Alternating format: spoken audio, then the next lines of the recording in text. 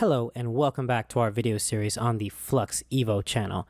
I'm Jerry Mateo, and in this chapter, I'm going to be going over the overall user interface inside of the Evo channel. So let's get started.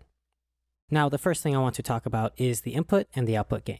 Both of these sliders are going to be able to increase the signal by 18 decibels or reduce it by 24. This is great for when you need to do gain staging, but you're going to have to keep in mind that your output is always going to have a little bit more give than the input. After the input, we have this drive knob. This controls the overall saturation that you're going to be adding based on the incoming signal coming into the Evo channel. This goes from 0 to 100. And this is actually a very smooth and clean style of saturation. You're not going to hear a very distorted or broken up sound very easily. You're going to need to boost the gain quite a bit to do that. Primarily what this is used for is to help thicken up and enhance the harmonic content in an already recorded signal. Let me show you on this vocal. That sounds pretty okay. Watch what happens when I drive it up all the way. We suddenly get a more rich and full-bodied sound. So I'm going to play this again, and then I'm going to bypass the drive section so you can hear it. You suddenly hear a much thinner tone. That's because the drive section is designed to give you a very subtle saturation. But keep in mind that if you input the gain by plus 18 decibels, you will be able to get some very audible saturation.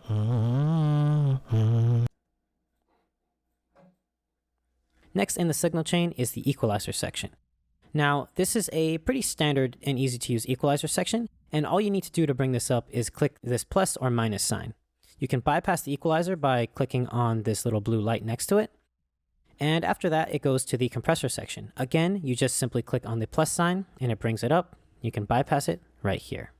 Lastly, in the signal chain is the touch section. You simply just bring the section up by clicking plus and minus, and then you click the blue button to turn it on and off. Now, with that said, I'm going to be going over every single one of these sections in detail in later chapters. So what I want to focus on is the things that are a little bit different that make the Evo channel special. You have the control for the analyzer section right up here, and this allows you to either turn the analyzer on and off or smooth it out. Let me show you. If I simply click on this slider and move it to the left, you're going to have a much smoother looking analyzer. While to the right is going to have a lot more detail, and it's going to be great for if you're trying to find problem frequencies, like a whistling note.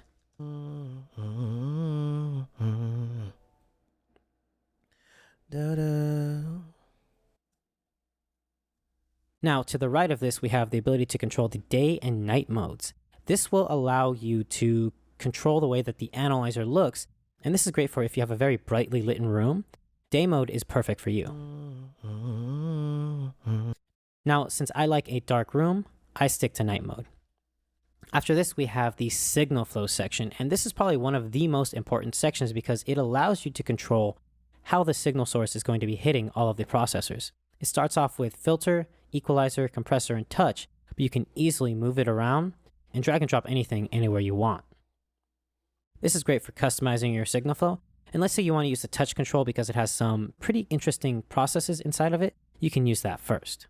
Next, we have the bypass button, which will allow us to soft bypass the Evo channel itself. And after that, we have the main setup, which allows us to control the display quality, the input and output configuration, how the meters are going to be configured, allow you to control whether or not you want the Evo channel to report latency, activate multi-threading for automation, and even having OSC for wireless control. After that, there is another section that I really want to talk about, and that is the phase section. This is a little bit different than most channel strips or even mixing plugins in general because the Evo channel has the ability to rotate the phase in a zero latency, 100% linear phase fashion. All you have to do is activate the phase mode, select a group, and let's say you have multi-track drums, you simply put all of those drums in that group, and then you can go on this slider right here and move it left to right. This will slowly rotate the phase in real time to help you match up everything exactly on point. That way you can have a very tight and punchy sound. Now, of course, you are able to use just normal phase inversion, but using the phase rotation, you're going to be able to match the phase of all your multi-track recordings in a much more accurate and exact fashion. The last thing I want to go over is the preset menu. By simply going down here to either the bottom left or bottom right, you have the A and B section. And a very interesting thing is you have these sliders. if you simply just click and drag these sliders, you're going to be able to change between presets. And the way that this works is Evo Channel has two separate preset managers. So let's say I want to load up this banjo picking preset on the left and this acoustic piano on the right. If I'm trying to do some type of automation, I can easily just slide between the A and B functions, and you'll see that every single parameter slowly morphs into that preset.